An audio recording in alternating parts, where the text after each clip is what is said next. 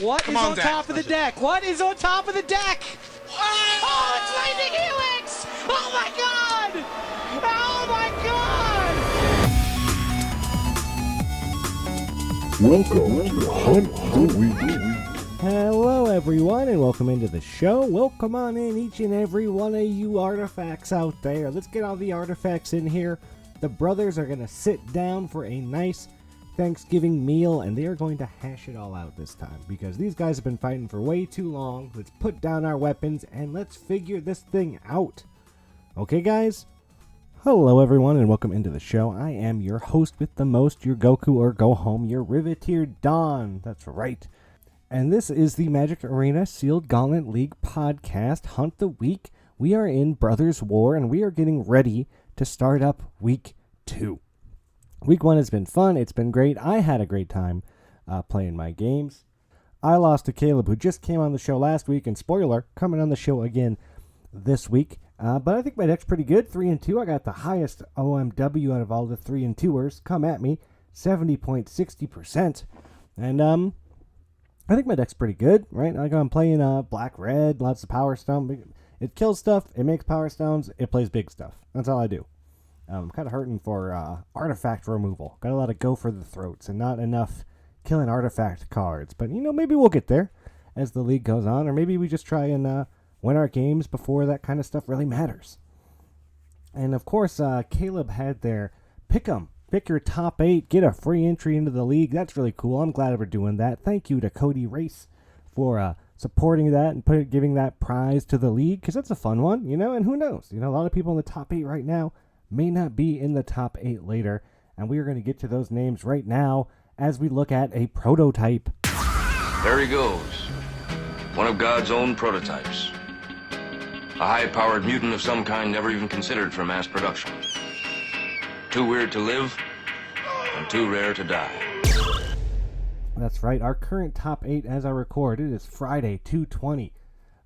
Christopher S. Stems, 5-0. John R. Ged, 5-0. Congrats, John. He's a friend of the show. Come on before. Ragu B. Midnight Falcon, 5-0. Bill D. Cato Phoenix, 4-0. James T. Revised Island, 4-1. Oscar T. Aussie Tubby, 4-1. Steve T. Steve Strout, 4-1. And Jordan M. J. M-Tron, 4-1. Maybe you got some of those guys on your pick'ems, and maybe you don't. I'll tell you mine. If I can, hold on. Let me find mine. This was mine. My picks for top 8. I got Johnny. I got Sawyer. I got Emmett. I got Cody Race. I got Jordan M. J. M-Tron. I got Caleb G. I got Damian S. And I have myself, John P. Yeah, that's right. Usually if I like my deck and I think I'm doing all right, I'll pick myself. So I went ahead and did that. So let's talk Brothers War. What am I seeing? What do I think needs to help you? What do you need? Okay. Just artifact removal is so good. I think if you see artifact removal in either of your packs, you almost have to pick that pack. Artifact removal is going to go forever, and artifact exile specifically. Because there's so many ways to get things back from the graveyard. There's unearthed cards. Everyone's getting extra artifacts in their rare slot, you know? So you got to be able to deal with all these artifacts. You got to be able to kill stuff. I'm seeing a lot of black-red, a lot of black-green. I think that's where you're going to see the most artifact removal anyway, so that's kind of the colors people are generating too. And I'm seeing just power, just lots of power. Big, stupid cards. You kill them, they come back. You kill them again, they come back. So you need to stop the recursion, and you need to, maybe you need to close out the game before you even get there. But it's hard to do because there's so much early interaction till these big, scary threats come down. And there's mill decks out there. You got to watch out for those mill decks. You got to watch out for the worm coil decks. I mean, you got to watch out for like everything out there. It's crazy right now. I think it's a high power level, and it's going to be, when we get to week 5, week 6, those decks are going to be gross. Those decks are just going to be very busted. I can't wait to see what they look like. Play 2 colors. Please don't play 3 colors. I think 2 colors is fine. I don't think you need to play 3. Everything's colorless anyway. Just get your power stones. Get your power stones out or go very fast. Vroom, vroom, as they say. And we got a big show, so we're not going to talk too much about Prototype. I got a big interview, so please join me while we unearth some things. Looks like it's time for us to unearth a couple things.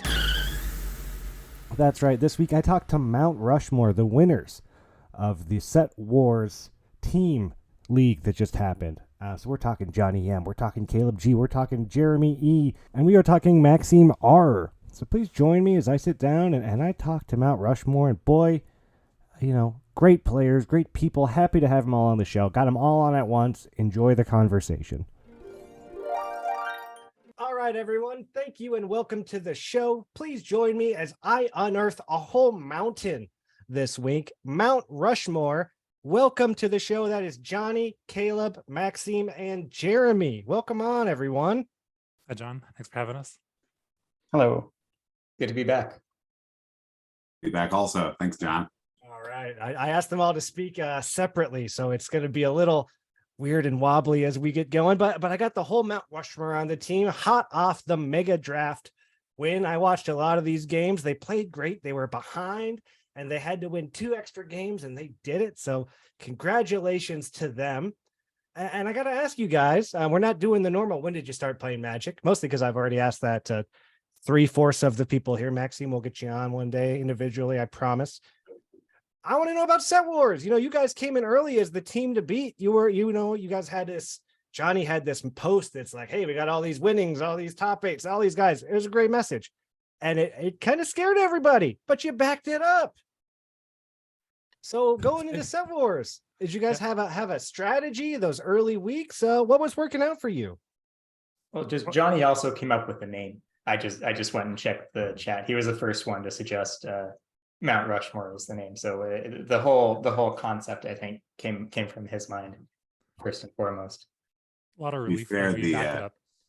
the short list was full of hubris. It was just in varying levels of hubris.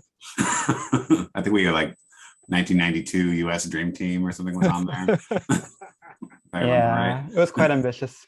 right. Mount Rushmore was the tone down. It was like not the worst we could have been. Yes, you guys, you had all these accolades going into it. You were kind of the team to beat. You stood strong early with that, and you showed up. What sets did everybody pick and play, and how did you feel about your deck? Yes, I played Neon Dynasty. I was looking at Zendikar, but I thought that there's a chance that your pool doesn't really work in Zendikar. You have some warriors, you have some wizards, you have some clerics, and then what do you do with all that? Where Neon Dynasty is very mechanically dense.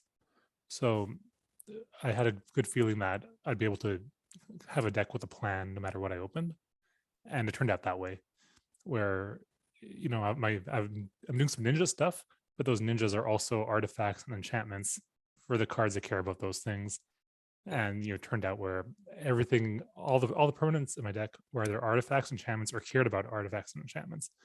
And so it just worked out that I just had a ton of synergy right off the bat, which a lot of other sets, you don't have that.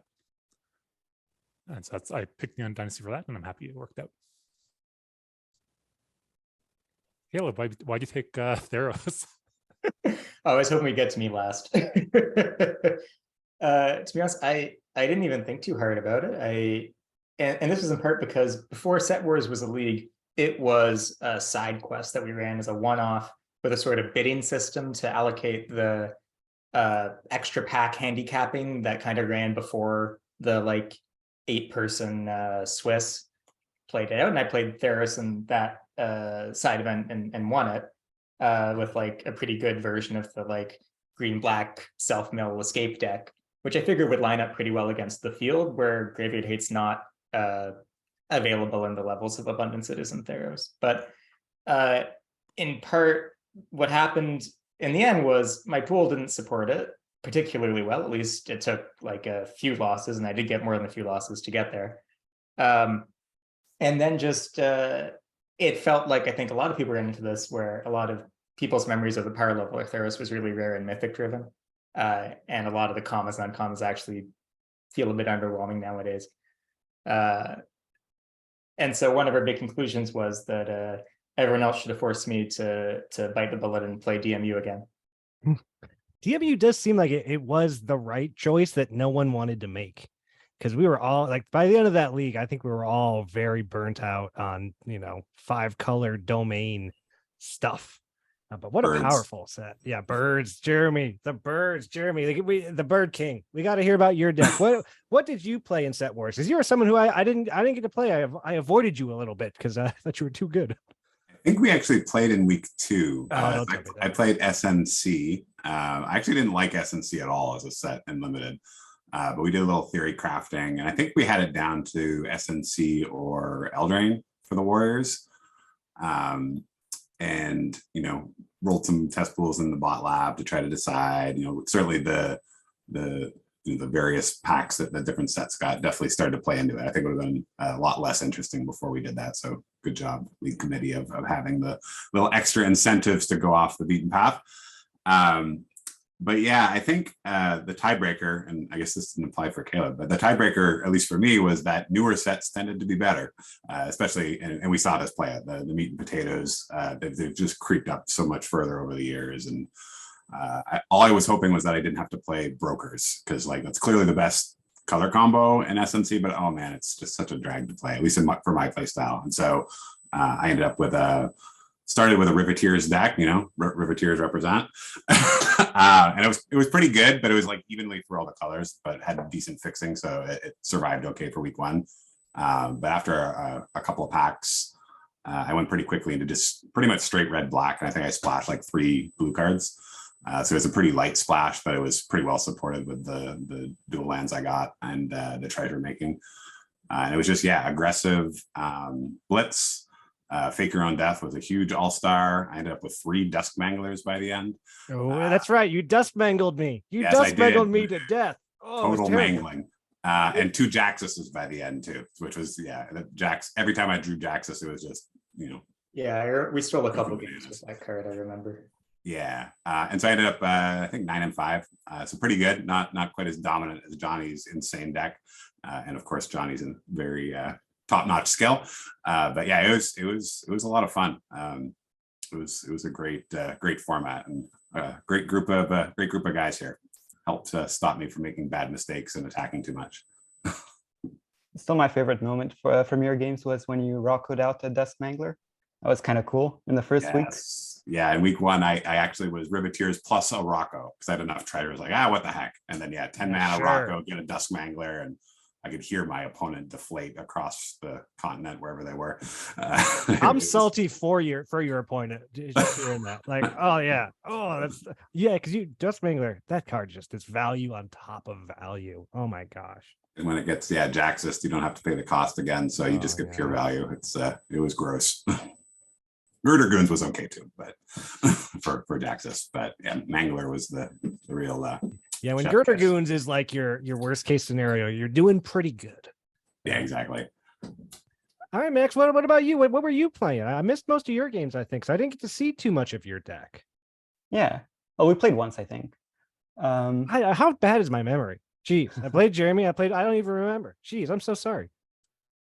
Yeah, I ended up going with, I was the wizard, and there was really only 2 options. We thought it was between AFR and Midnight Hunt. Midnight Hunt being a lot more powerful, and AFR getting a lot more packs. Ended up going for Midnight Hunt. I don't regret my decision, but unfortunately it didn't go too well for my decks. I don't know, we had to rebuild a bunch of different pools. I had 5 or 6 different decks. All of them seemed okay, but nothing seemed to really stick there. That said, still some really good games, and yeah, you had some pretty good power in the end of your deck, if I do remember correctly. You did have a very scary looking mid deck, and a lot of those mid decks got pretty scary looking pretty quick. Oh yeah, black, green, white. I think Richard and Sawyer were on it and crushed with that. Yeah, those decks. And I remember, I think it was Aussie Tubby also had a Renin 7 and Meat Hook Massacre, and it's just cards I just don't want to see on the other side of the table. But you guys did it. You pulled together. You worked as a team. Right now, so this was the team league, right? We all got to help each other. Were you all helping each other all the time? Was it? Did you ever play alone, or what? Did you pretty much have a strategy of one person's always got to be on the call? How did you guys manage the team aspect of the league? Yeah, it worked out where between the 4 of us, there was always someone around to kind of back up whoever was playing.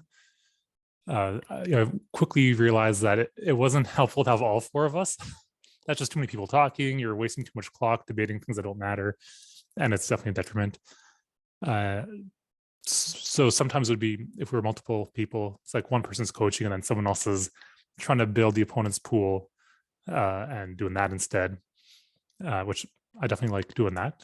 I'm not that good at coaching. I found I was giving a lot of bad advice, but I think I am pretty good at building pools quickly. Yeah, nothing felt worse than telling your teammate to do something and have it being the wrong call, and then just feeling like, oh, I just shouldn't have said it. Like, what a regret that was. Like, yeah, hold up this, and then it just pass. It's going to be great. And it's like, oh no, everything fell apart. It's like, oh, you should have just done what you were going to do. Why did I open my mouth on that one?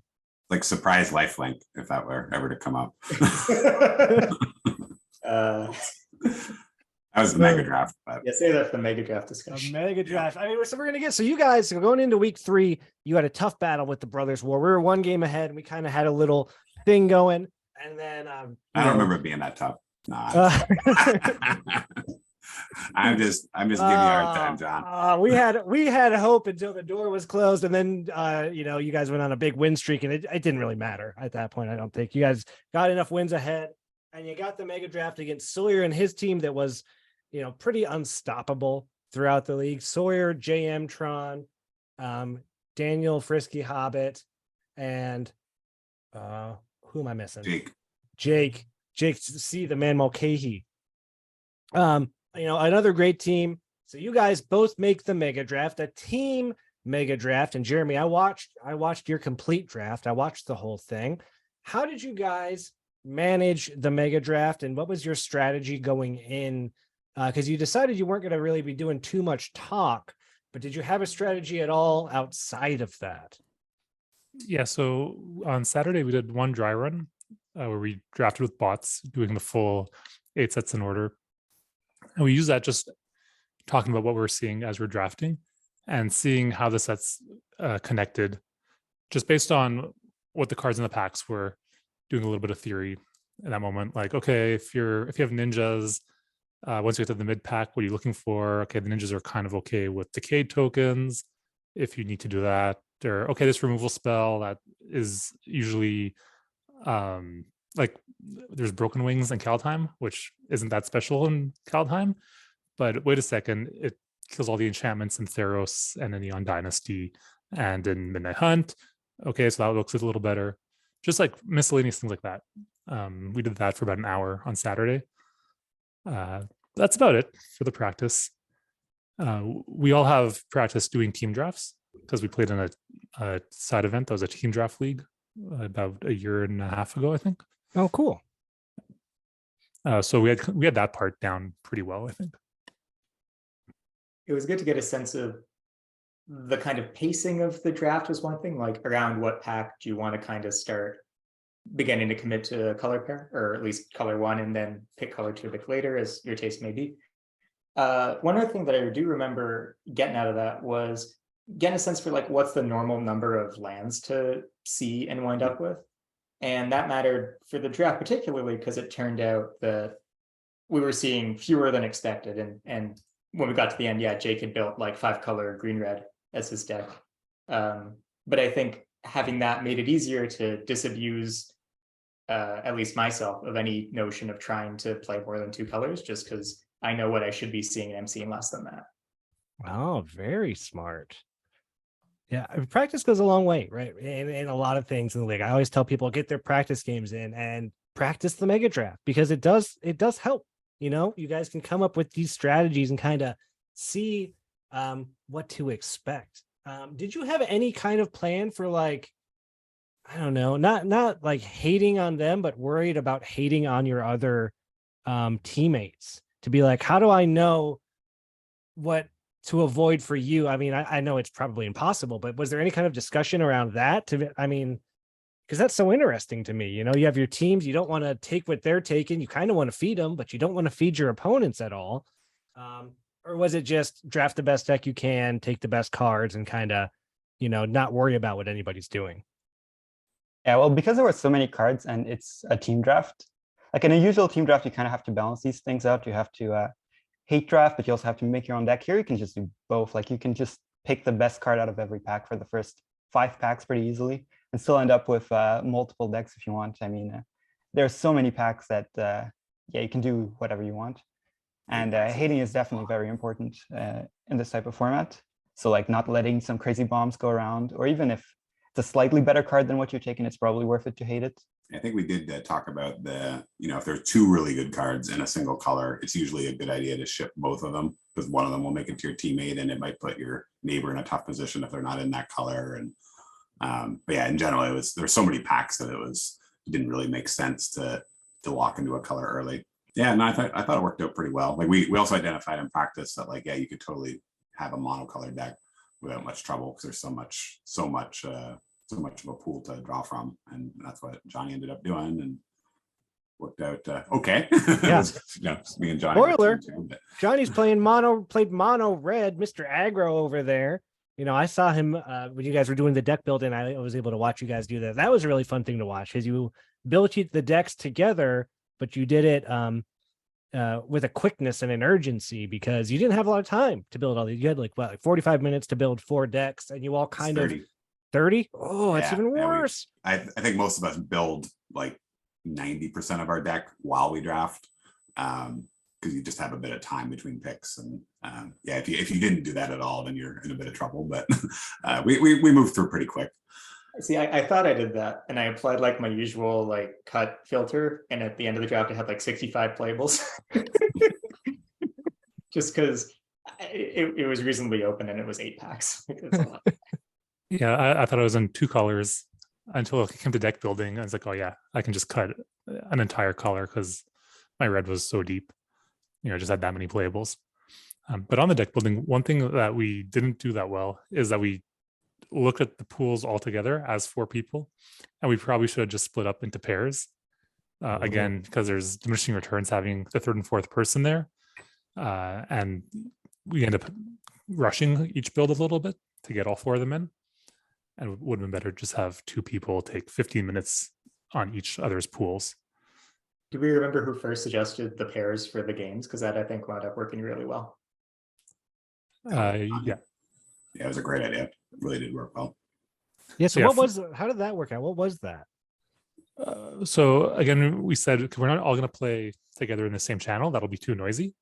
But we also maybe don't need to each go into an individual channel, because then we're too separated. So we paired off, so that if I'm playing, I just ask one other player, hey, can you take a look and give me some advice, instead of having like 3 people get distracted from their games and jumping in. And then what we did was we saw like me and Caleb shared the same round 1 and round 2 opponent, and we switched. Oh. So then we paired off, so that in round 2, the person who he played, well, I played in round 1, so I have a better idea of what they're doing and what their deck is, and vice versa. Yeah. Look at that. That's very smart, because I don't think Sawyer's team took that same strategy, and that really did help you guys out. And you also had of course, whoever wins first, go in, ask if anyone needs help, just say that you're there. And you guys, you crushed it. What can I say? You were down on points coming in, because the team just had a great league, you had to win an extra game, and Maxime with the 4-0 in the mega draft. And you were playing this, was it green black what you were playing? I think I saw. So yeah, I was in white black. Black. I'm so bad at this. Jeez. That's all right.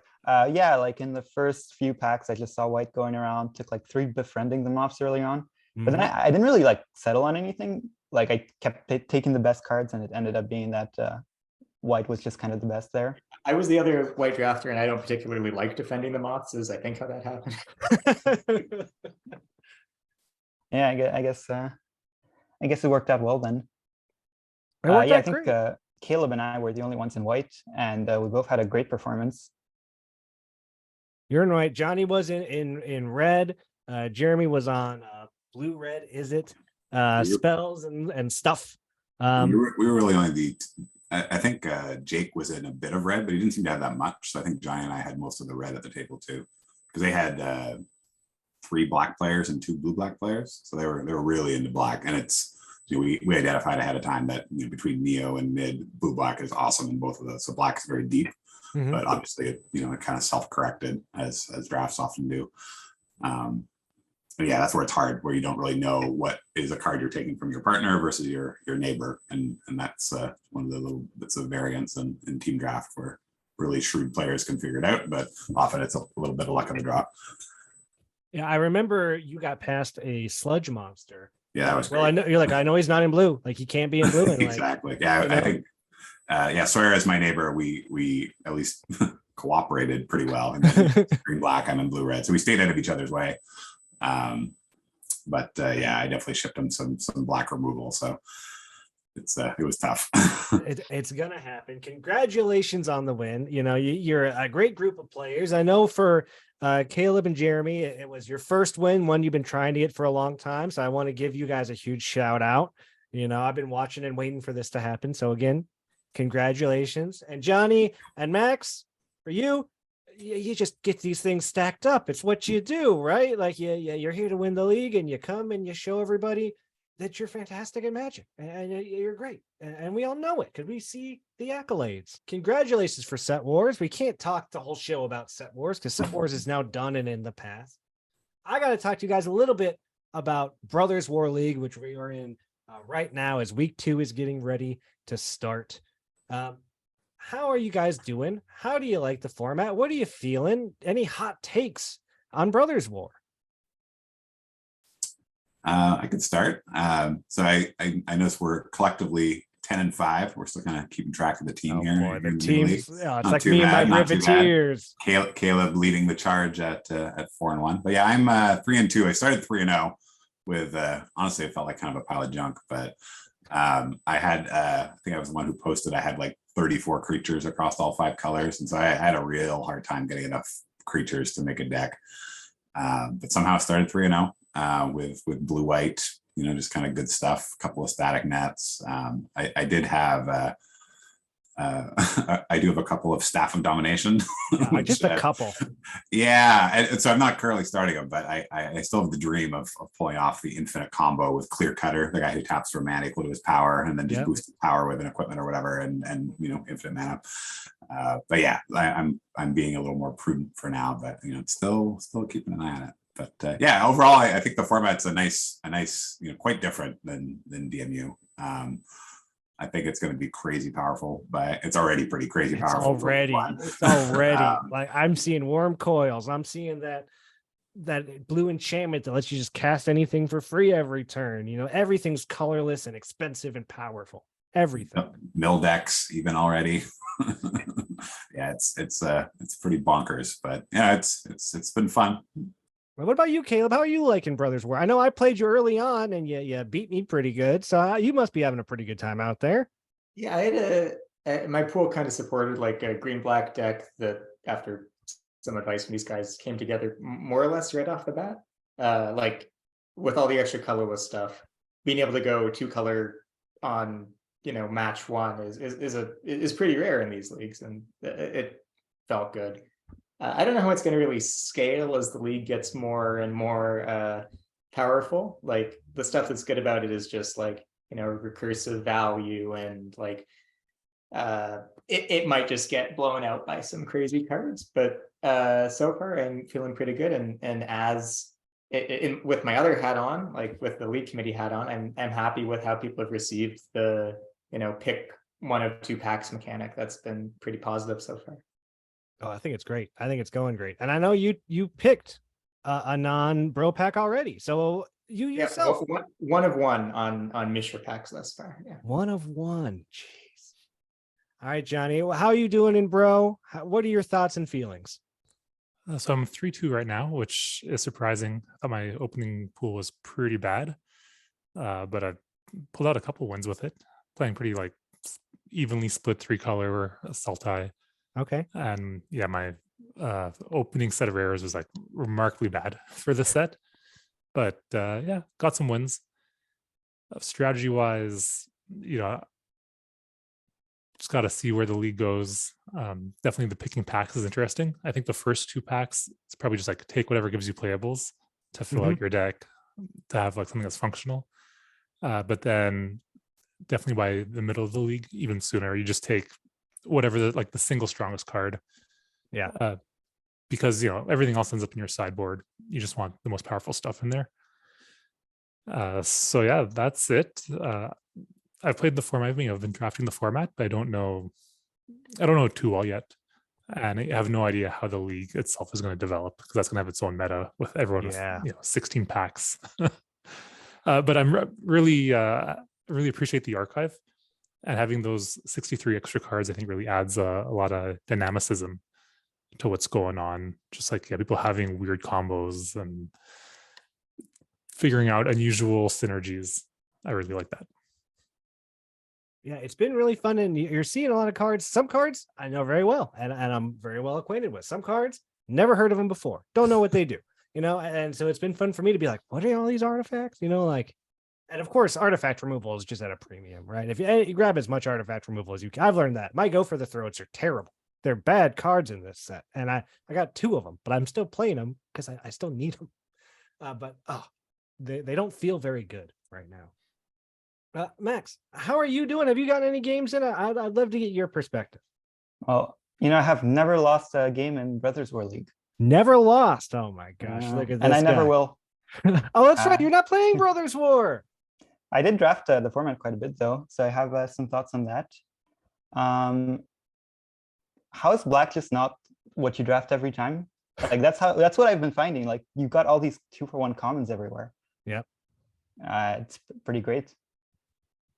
Black is great, and I'm seeing a lot of black green specifically, and black red in my draft matches. They seem like the 3 strong, and maybe people just don't have enough soldier support yet, but black seems to be everywhere. We're running out of time, so I'm going to make this last one quick. Everyone, you got an emote on the server. I want to know what it is and what it means. I'm going to call out each one of you. I'll get you to call them out. Give me about 1 minute. Johnny, what's your emote on the server now? So mine's Hypnotic Spectre, and that's to stay in the theme of my other emotes, which were Black Knight, Demonic Tutor, and Sing Your Vampire, all the black uncommons from the original set. And I guess Black Knight was chosen on its own, just as the avatar I use on the server. Sure. Then Demonic Tutor is my favorite card, so that was a natural second pick. And then, okay, now there's a bit of a pattern forming, so I went with Sing Your Vampire. Red is where we're going to start the Innistrad sets last fall. Yeah. And so Hypnotic Spectre is in the next on that list. I don't know if I'm going to keep going there, because I don't know if we need like a Netling Imp emote, but we'll see. We'll see how it goes. Max, this was one of your many emotes on the server. Which one did you get this time? I had to represent the team with Mount Rushmore, of course. To immortalize this league. I love that you went with this is my whole team emote. I love that. You're gonna look back on that emote and you're gonna remember this league very fondly every time you see it. I think that's a great choice. Caleb, your first emote on the server. What an honor. What a joy. What did you pick? Oh, it was the hardest choice of the entire league process for me. It was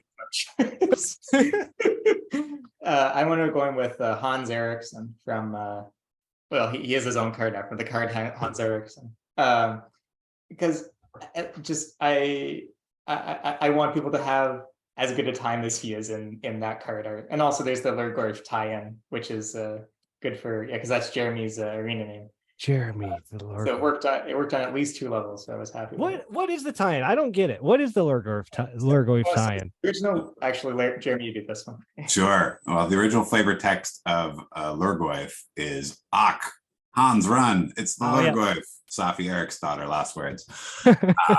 And then much later, they had cards for both Safi and Hans. In fact, the first reference that came back was Revenant came back was kind of like a flying Lurgoyf. And it was the Stronghold foil you got at the pre-release for the Stronghold pre-release. I'm sure nobody else knows that. But the flavor text for that was "Not again, Hans." Nice. There's also a killer cosplay in one of the unsets. There's Hans Run. It's adorable. In the Lurgorf costume. Or Hans Get the Camera. It's adorable. Sorry. Nice. And Jeremy, what was your emote? Your first emote for your first league win? So I debated choosing Lurgoyf because, you know, it's probably my favorite card. I have lots of stories about Lurgoyf, but, you know, we have limited time, so I won't use it all up. But I couldn't think of a lot of scenarios where I would use a Lurgoyf. Like people were like, what does that even mean? Like Lurgoyf. Yeah, what Cody just said, that sure is Lurgoyf. But I chose an Obi-Wan Kenobi. It's a little bit of an inside joke because we, you know, years near the beginning of when I first joined, there was an effort to map Star Wars characters to League players. Uh-huh. And I was Obi-Wan as the old wizard who still had a few tricks left up his sleeve. And I thought that was appropriate. You know, could throw that in instead of just a dinosaur, which unfortunately Francesco stole from me. That's one of my other nicknames is Dino at work. But yeah, so I went with Obi-Wan as the old wizard. So you can throw that in when I start going in on my old stories. I love maybe, it. Maybe for Jedi mind tricks too. Right. And who doesn't love Star Wars? That's going to come up. People, that's going to be used all the time. I think you guys all made some great choices. I know we're going to be seeing them throughout Brothers War. And again, these are your set war winners, the Mount Rushmore. Look up to them. They're wonderful and they're great. And watch out because they're going to play and they're tough to play against. So watch out for every one of these guys out there in the league. Thank you so much for coming on the show, everybody. I really appreciate it. I know it was a weird one to try to get everybody on, but man, I really loved it. Thank you so much for accommodating my weird request. Thanks for having us, John. Okay. Really appreciate Having it. us, John. It was fun. All right, guys. Yeah, we're all doing video. I know what everybody looks like now. It's fantastic. I love it. Sorry, you guys, you don't get to hear this on the podcast, but man, these guys all look great. I love it. It's so cool. Again, thank you so much for coming on the show. I wish you luck in Brothers War, but now we got to wrap up the show. What can be said? They're all wonderful people. They're all great players. If there was a Hall of Fame, you know, for the league, all four of them would be in it, and I don't think that's really disputable. It's so great taking them all out at the same time. So much information in there to digest. Smart people talking Magic. I hope you learned something. I know I did. And maybe you got to learn a little bit about who they are as a person, you know? And that's it. We're in week 2, man. Week 2's about to start. This is coming out shortly before the turnover on week 2. Talk to Richard, please. Become a part of the Monday night games. Watch out. Spaghetti Mitch has been doing some fun side events. I know he just did a draft.